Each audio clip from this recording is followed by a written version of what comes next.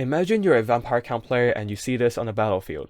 An elite high elf box with Phoenix Guards holding the line with their superior melee stats and physical resistance, tanking the attacks from your flimsy undead infantry, all the while dragons in the skies wreaking havoc into your lines with fire, with their charges, and Alario the Radiant topping up their health with Earthblood and Star of Avalon, keeping them fighting in perfect condition. This is notoriously hard to deal with for the vampire count, as you do not have artillery to crack open these kind of boxes. Yes, you have Winds of Death to maybe kill off one unit of Phoenix Guard, but at what cost? You're out of magic for the next minute or so, and with Competent Micro, your opponent can actually dodge the Winds of Death. And you still have to fight through 2 dragons and at least 2 more Phoenix Guards. So we have an alternative solution here, a much more reliable solution to the issue. Now, Phoenix Guards, their strengths are their physical resistance, tanking out damage by all that damage reduction, and secondly, superior combat stats, meaning that they can dish out some damage against your infantry, all the while your infantry will be failing to land hits. And thirdly, we have Alario the Radiant providing all the heals with magic and Star of Avalon. And with this build, we're going to take all those advantages away. For the build composition, we have zombie line in front, just chaff there, bogging down enemy units. A second line of Grave Guard with great weapons, the core, the key to breaking apart these Phoenix Guards, and grinding down this elite box. Now on paper, you might think that Grave Guards with great weapons are not the best in terms of melee combat stats, but with the right conditions, they can absolutely slaughter the Phoenix Guards. As for what are the right conditions, we'll talk about it further in the combat itself. Right now, let's focus on the rest of the build. We have a couple Blood Knights here, being the mobility to protect from any swooping charges from the Star Dragons, Moon Dragons, preventing assassination in our characters and also on our constructs. We have a couple of Corpse Cards with Balefire here. Also very key to this build, we'll explain it later. And now for the leadership, Vampire of Shadows coming in with Enfeebling Foe and Occam's Mind Razor. We also have Blood Dragon Vampire Lord coming in with Helm of Discord, Dance Macabre, and also Invocation of Nahak. Now you might have a slight idea of what I'm attempting to do, but let's just go into the battle itself and see how to crack open the Phoenix Guard box. Now let's go for a bit of fast forward, as both sides with only melee infantry will take some time to get into combat. Breath attacks going down along the lines of the Vampire Count's army, doing some massive damage on these Blood Knights and also considerable damage on the Grave Guards. Moon Dragon diving down trying to get some free kills on the zombies, but the best target would have been the Corpse Cards, though the Vampire army denied them from that, as the close presence of these Blood Knights means that if they try to do that, well, they will be bogged down on the ground and swarmed by these anti-large cavalry. I also tried to use an Invocation of Nahak on these Blood Knights earlier, but there's still a bug of deselecting your caster when you try to cast a spell. Essentially screwed up my casting the healing spell on my full health Blood Dragon Lord. Anyways, the melee grind is about to begin as the heroes charging into combat against the Phoenix Guards, breaking their bracing, allowing the Grave Guards with great weapons doing a bit better in terms of melee combat, actually using that charge bonus to do some damage. Now as the melee engagement begins, we'll slow down the game for a bit to explain how we take away the 3 strengths of Phoenix Guards: the healing, the physical resistance, and the combat stats. First we'll counter the healing, the measure coming in as the Corpse Cards with Balefire. Now parking next to the box, the compact formation of the High Elves means that a lot of their units are within the aura of the Balefire. But to maximize its effects, you need to have as many enemy units in the area as possible. And an elite box crams all the units into a small area, allowing the Balefire to maximize its effect. Without Winds of Magic regenerating, that means less Earthblood, less Shield of Thorns from Alario. And on top of that, less activation of the lore passives, so less Shield of Sephri and less passive healing, cutting off the healing supply to the Phoenix Guards. Of course, with the charged up Winds of Magic and also the Arcane Conduit from Alario, they still have some access to Winds of Magic, but overall the High Elves spellcasting is severely weakened. Star Dragons here trying to dive down delay the advance of Grave Guards, but these infantry are now pushing forward, trying to get into combat as soon as possible, while the Blood Knights trying to catch these dragons. Let's go back to normal speed again as we are about to commence the next phase. In the background, a second Moondragon Breath attack going down on some undead infantry, roasting a bunch of grave gods, but the undead knows no fear. These grave gods still having half the health left, most of the units still standing. They are now all buffed up in the vicinity by the Von House Dance Macabre, using that 24 melee attack buff to bridge the gap between their melee attack and the high melee defense of the Phoenix Gods. The Phoenix Gods having 52 melee defense, basically untouchable in normal circumstances. Now we're not done with the buffs just yet, as we are casting a second spell, the Occam's Mind Razor, providing that extra bonus weapon damage to both base weapon damage and armor piercing, but more importantly, imbuing all units in the vicinity magic attacks. One reason why the Phoenix God is so strong, so tough to kill, is because of their high physical resistance. Alario has this powerful item/ability called the Shield Stone of Isha, giving the Phoenix Guard an additional 10% physical resistance.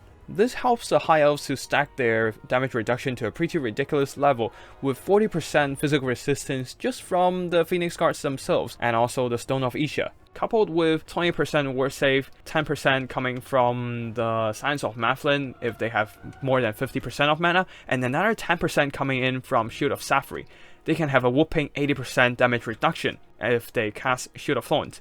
But this time with Occam's Mind Razor, all that physical resistance is negated. Let us do some quick math here. With 20% damage resistance and also 60% physical resistance, if we ignore the physical resistance, we can ramp up our damage from 20% to 80%, doing 4 times the damage. And without Shield of Thorns over here, we're ignoring 40% of physical resistance from the base resistance of Phoenix Gods as well as the Stone of Isha, essentially doubling our damage from 40% to 80%, slaughtering these elfin elites. As soon as the Phoenix Guards are broken apart, the Signs of Mathlin will be no match for the healthy Grave Gods. And just to nail the coffin for these Phoenix Gods, we are dropping a Helm of Discord. Now, Phoenix Gods, the frontline ones, have seen quite a bit of action getting grind down by the Vampire Lords and Grave Gods. They're now less than half health, losing their martial mastery, down to 14 in melee attack and 16 in melee defense. Even zombies can actually land hits on them. The poor stats of these Phoenix Guards can no longer hold in the front line, while the dragon desperately charging down trying to snipe out the Blood Dragon Vampire Lord, who is no slouch in combat.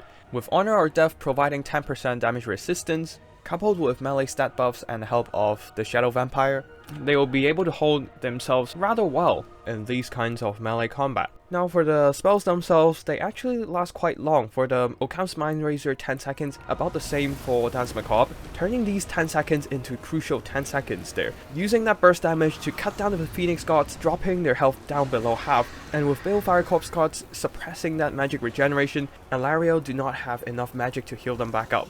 And with the first line of Phoenix Guards breaking, it opens up the box for the Blood Knights to pour in, recharge the rest of the Phoenix Gods. Yes, one of the Blood Knights units are battered, roasted by the Moondragon Breath, but they still haven't seen any actual melee combat and are eager for blood. And now, Blood Dragon Vampire Lord and also the Vampire with Shadows beating back the Moondragon and going into these Phoenix Gods, recharging with Blood Knights as well, hammering these Phoenix Guards, disabling their martial mastery as well.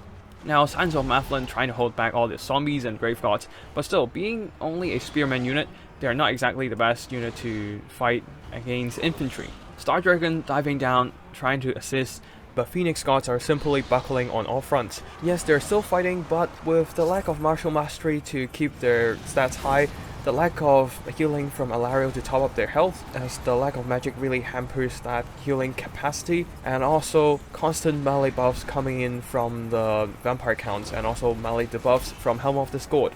On the other hand, the High Elf player has been constantly using breath attacks trying to thin out the numbers of the Grave Gods, but 5 units is just way too much for them to kill. Star of Avalon, a desperate attempt to top up the health of the Star Dragon, keep the Signs of Mathlin fighting, but it just doesn't seem to be quite enough here. Between the Psycho Charges from the Blood Knights and the anti-infantry attacks of the Grave Gods with great weapons, the Hammer and Anvil from the Vampire Counts is methodically thinning out the High Elf infantry. The remainder of the High Elf forces are slowly losing in both HP and leadership. Star Dragon trying to do some charge attacks, but with the lack of close presence of infantry, as most of the Phoenix Guards are basically gone by now, the Star Dragon cannot receive enough melee support. Now surrounded by Blood Knights, not exactly an favorable engagement. In the middle, Scions of Mathlin, after hit by another Helm of Discord, are fleeing from combat, bringing their brethren with them, causing a chainmail. And this is where the High Elves have lost all their infantry support, leaving only the dragons in combat, as well as Alario the Radiant. At this stage of the game, you can see that Alario the Radiant is lacking in terms of healing spells. There are not a lot of Earthbloods going down, as the healing is heavily limited by the Balefire. None of the High Elf units are even close to the healing cap. In contrast, the Vampires still have enough Winds of Magic to cast Invocations, sustaining the Blood Knight's health for them to hunt down the dragons and charge down the infantry. And with all the infantry gone, to fulfill the attacking rule, the single entities have to stay in combat. With all the armor-piercing infantry surrounding the dragons, even a mighty Star Dragon cannot really hold out against such a grind. And let alone there are still two characters trying to beat down the Star Dragon with their high weapon strength.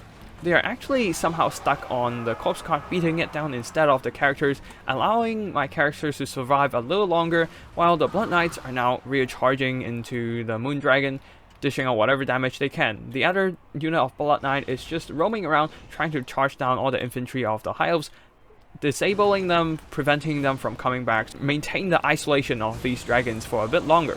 And at this point, there is not much the High Elves can do. There's no infantry to pull back the game, while the single entities are facing an unfavorable grind. A second Star of Avalon gone down, trying to keep these Star Dragons and Moon Dragons in the fight, but it's just not enough. Moon Dragon is still fighting, but the Star Dragon getting a bit low, fleeing from combat. And yeah, there are just too much infantry for the dragons to fight through. Alario forced to dive into combat as the Moon Dragon is routing. We'll just fast forward here as the Alario the Radiant Ever Queen is now slowly picked apart in melee combat, and Star Dragon routes, army losses is hit, and that's the end of the High Elf Elite box. Now, to sum up, this is a very reliable build to crack open the High Elf Phoenix God box. Currently, the most popular method to crack open the High Elf box is to use Winds of Death, draining most of your magic on something with a chance to miss. This build here doesn't have that problem. It brute forces its way through the infantry engagement. You disable the only thing that makes the High Elf Elite box an Elite box, the Phoenix Gods, the defenders of Ulthuan. To use this build, you have to divide the battle into 3 stages. The first stage, you use the Grave Gods with great weapons, get them into melee combat against the Phoenix Gods, and try to break open the box. You use Mind Racer to circumvent that physical resistance, while using Dance Macabre and Helm of Discord to ensure that those buffed up damage goes through. And the second stage begins when one or more of the High Elf infantry breaks, opening up the box for your Blood Knights to flood in. You use that opening, hammer and anvil, charging into the Phoenix Guard's back, using that charge damage to hammer down the Phoenix Guards. And if everything goes well, your Blood Knights should do considerable damage to the Phoenix Guards, especially when they lose their martial mastery. And once all the High Elf infantry are gone, you're in the third stage of battle, where you just basically clean up the remaining single entities. Now, no matter they're following tournament rules or not, they will have to leave at least one of these flying monsters to fight on ground, due to the in-game mechanic that the leadership will just go down to 0 if they leave all the units in the skies. And once their flying units are stuck on the ground, you can easily cut them down with the Blood Knights, surround them and send in the Grave Gods or even your characters to cut them down, as they will no longer have the freedom to charge in and out of combat. Throughout the whole game, the Balefire Corpse Cart are absolutely crucial in suppressing that magic regeneration, stopping Alario the Radiant from obtaining the Winds of Magic she needs for healing spells or damage resistance spells or any spells that might be helpful for their army. Of course, you have to be careful of these dragons dropping down, sniping your characters and corpse gods, but that is what the Blood Knights are for, to stand by and protecting these corpse gods. And your melee lords and characters are not that susceptible to sniping. Vampire of Shadows, they are decent combatants themselves, and if they stay within their infantry formations, they should be fine holding out in combat, especially with the Hunger topping up their own health. Same for the Blood Dragon Vampire Lord, and also with Honor and Death providing that damage resistance, they should be able to pack a decent counterpunch with their high melee stats and weapon strength. Just be careful that since they're coming in on foot, you might have some issue for knockdowns, as the dragons might knock them flying into the formations of the Phoenix Guards and isolate the characters. So just be aware of that and keep them fighting among your own infantry instead of going too deep into the lines and getting isolated and sniped. Another thing that you have to pay attention to is to keep the Blood Knights alive. They are the only hope you can get for killing the dragons in late game. Once you're done with buffing the infantry with 1 Occam's Mind Razor and 1 Dance Macabre, leave some magic, always leave some magic for that Invocation of Nahak to sustain the Blood Knights. They will inevitably take losses as they charge the Phoenix Guards and also charging the dragons. The counter punch from the dragons will be painful, but they will still have to charge into combat to go hand to hand against these beasts of the High Elves. Now, one thing that I would change for this build is that I might cut out 1 zombie unit and deselect the enfeebling foe. As you might remember, I didn't really use enfeebling foe on any units of my opponents. Instead, in the late game, I just kept dumping my Winds of Magic into healing up the Blood Knights, and also maybe 1 Overcast Dance Macabre in the mid game just to cut down the Phoenix Guards faster. To save up that funds for buying enfeebling foe, I'd rather put it into a zombie summon. That is because sometimes you might see in the middle of the formation of the High Elf box, there will be a Sisters of Avalon there. With their burst fire, they can easily snipe out the Corpse Guards, and you need maybe 1 single zombie unit to tie them down, buy time for your Grave Guards to cut through the infantry. And once the infantry are gone, or at least open up one side of the elite box, you can flood in with the Blood Knights and kill off the remaining Sisters of Avalon. The rest of the build are not exactly flexible. All of these units are absolutely necessary. You need the Blood Dragon Vampire Lord for the Helm of Discord, the vampire spells, and also the healing, and also the Vampire of Shadows. You need her at least for the Occam's Mind Razor and also the hunger to keep themselves sustained in combat. And the Grave Guards with great weapons, I tried bringing 4 of those, but it is actually more beneficial to have 5 just so they can't be easily killed or finished off by the breath attacks. You still have enough Grave Guards to finish the job even after 6 breath attacks. Blood Knights absolutely necessary here as your only form of mobility. Corpse Guards with Balefire, yes, 1 Corpse Guard will do the work, but you need actually 2. If you bring 1, then it'll get easily sniped out by a couple breath attacks, and you lose the Balefire. While if you bring 2, no opponent will actually invest 4 breath attacks just to snipe out 2 Corpse Guards. And if they do, congrats, you have a lot more Grave Guards at your disposal. So you have at least 1 Corpse Guard remaining to affect the battle. Now, before we end the battle, let's quickly go through the army performances. We have the Blood Dragon Vampire Lord, getting over 2,200 value here. He was counter-punching the Moon Dragon and Star Dragon pretty damn hard in melee combat. As I said, a very, very good melee lord, especially with his own buffs in melee. And also Helm of Discord supporting the melee engagements. Vampire of Shadows topping herself up with hunger and also being a decent duelist, 1,600 value. Zombies, they are zombies after all, so not much to be said.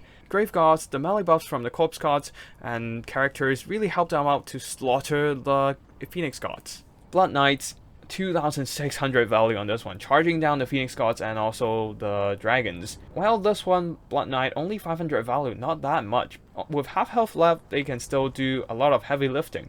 Corpse Guards with Balefire, both of them survived until the end of the battle, where one of them actually got smacked by the dragons, providing that valuable magic suppression throughout the battle. As for the High Elves, Alario is not a combatant, only 600 value, mostly spending magic for support. Unfortunately, with Balefire on the field, she doesn't have the Winds of Magic to maximize her own value.